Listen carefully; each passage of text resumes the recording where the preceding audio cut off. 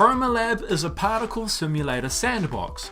It's available for the Vive and Rift for about $5 US. Here's my review of it in its current state as of September 2017. Let's start with the gameplay. To sum it up, you're given a bunch of particles to mess around with while they respond to whatever music's playing in the background. As fine a summary as there is, it fails to convey the depth of options this title offers, which I'll now attempt to do. Starting with the physics settings. Particle steps per frame increases the rate that particles respond to the physics of the world, at the cost of performance. Particle count can either be set to a manual value or automatically calculated based on your computer's performance.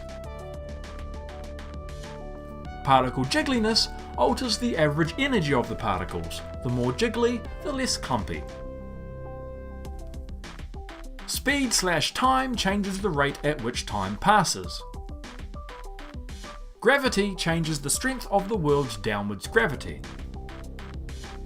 And lava lamp mode turns the world into a lava lamp.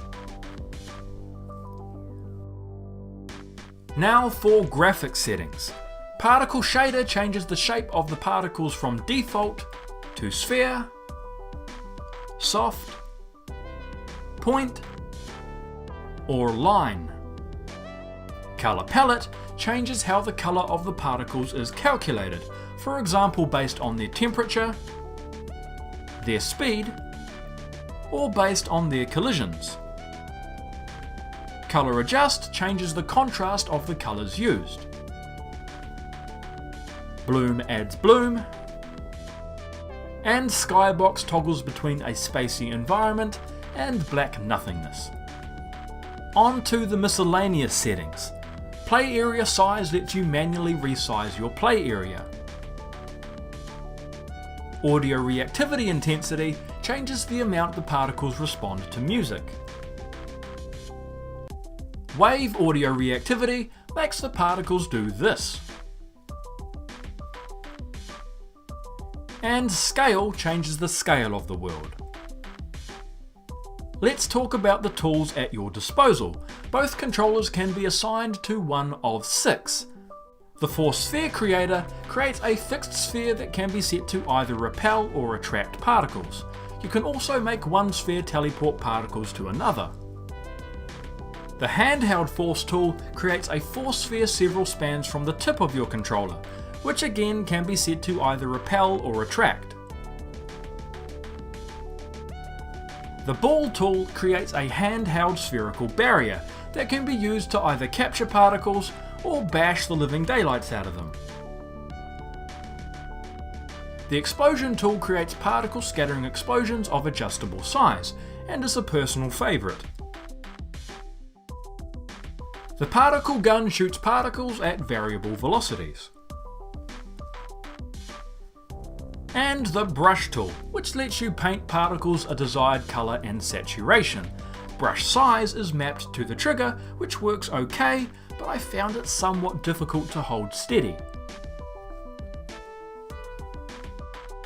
Locomotion in this title is all natural, and although the game is also advertised as a standing and sitting experience, I find it hard to see this working as anything but a room scale experience. On to the save panel. Here you'll find up to 8 save game slots, which work as they should.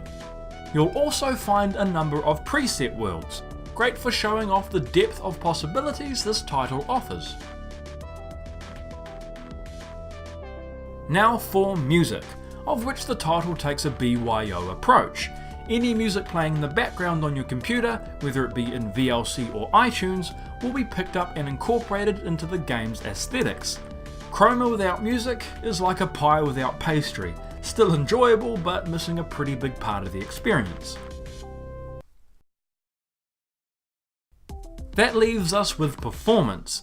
Surprisingly for a title of this nature, I have had 0 issues, aside from when I stupidly ramped the particle count up to maximum and was rewarded by frame rates that wouldn't be out of place in a PowerPoint presentation.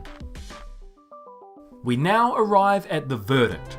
It's rare that I have so little criticism for a title. What Chroma Lab sets out to do, it does fantastically. For me, This is a title I had to experience to fully understand its appeal. I'm now 2 hours in and the novelty still hasn't worn off. At its current price, I highly recommend picking this one up.